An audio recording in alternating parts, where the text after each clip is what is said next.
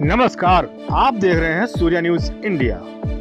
जनपद अयोध्या के मिल्कीपुर विधानसभा क्षेत्र स्थित नगर पंचायत के कस्बा कुमारगंज अंतर्गत आचार्य नरेंद्र देव कृषि एवं प्रौद्योगिकी विश्वविद्यालय कुमारगंज में प्रोफेसर अशोक कुमार सिंह, जो कि कृषि विश्वविद्यालय में centre of excellence for rice के मुख्य अन्वेषक के पद पर हैं। आइए जानते हैं उनसे centre of excellence for rice के क्या क्या उद्देश्य हैं और अभी तक की क्या प्रगति रही है, और अभी हाल ही में परियोजना को उत्तर प्रदेश सरकार ने 2 वर्ष हेतु विस्तारित किया है। तो आगे की क्या क्या योजनाएं हैं, आइए जानते हैं।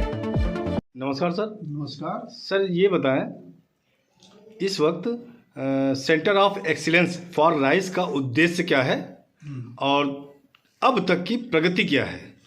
अभी तक हाल में जो परियोजनाओं को उत्तर प्रदेश सरकार ने 2 वर्षों हेतु विस्तारित किया है, तो आगे की योजना क्या है, इसके बारे में कुछ जानकारी देंगे आप? जी हाँ। सबसे पहले सर अपना परिचय थोड़ा सा। मैं प्रोफेसर ए.के. सिंह, मुख्य अन्वेषक मैं नरेंद्र देव कृषि विश्वविद्यालय का हूँ। असल में राज्य सरकार और भारत सरकार की योजना थी कि एक स्पेसिफिक क्षेत्र के लिए स्पेसिफिक विश्वविद्यालय को एक टास्क दिया जाए जिसमें उसको एक्सपर्टाइजेशन है। उसके तहत राज्य सरकार ने 4 सेंटर जो है सेंटर फॉर एक्सीलेंस की स्थापना 2018 में किया।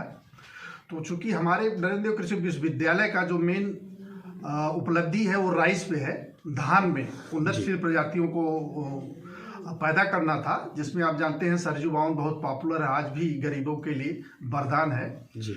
इसको देख करके राज्य सरकार ने 4 करोड़ 53 लाख की एक परियोजना 2018 में विश्वविद्यालय को दी, जिसका मैं मुख्य अन्वेषक बना।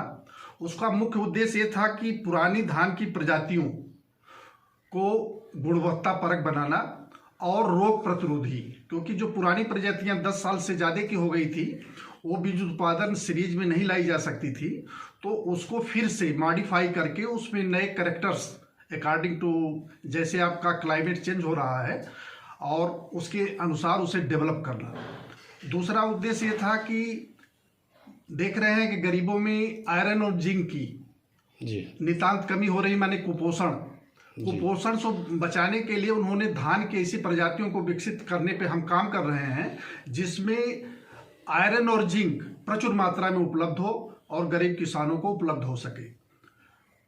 देखते होंगे कि धान की जो पुरानी प्रजातियां थी, ऊपर जो था रेड कलर का जो आता था, तो जो लोग चावल बनाते थे उसमें क्या होता था कि माड़ के साथ वो बह जाते थे, या जब राइस मिल में डालते हैं तो पॉलिश होने के बाद तो पॉलिश के ऊपर से बह जाता है आयरन जी। तो हमने जो कार्य इस पे किया है, इस समय हमारे पास 127 लाइनें हमने डेवलप की हैं किसानों की पसंद के अनुसार। एक तो यह है कि अगर उसे पॉलिश भी कर लिया जाए तो उसके इंडोडर्मिस में भी प्रचुर मात्रा में आयरन जिंक उपलब्ध है।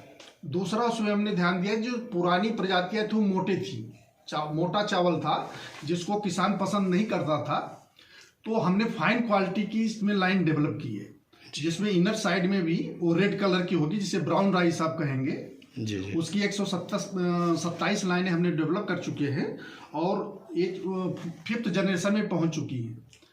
आप लोगों को जानना चाहिए कि एक वैरायटी को पैदा करने में कम से कम 7 से 8 साल लगते हैं, तो ये 5th जनरेशन में है और 2 साल बाद ये किसानों को उपलब्ध हो सकती है।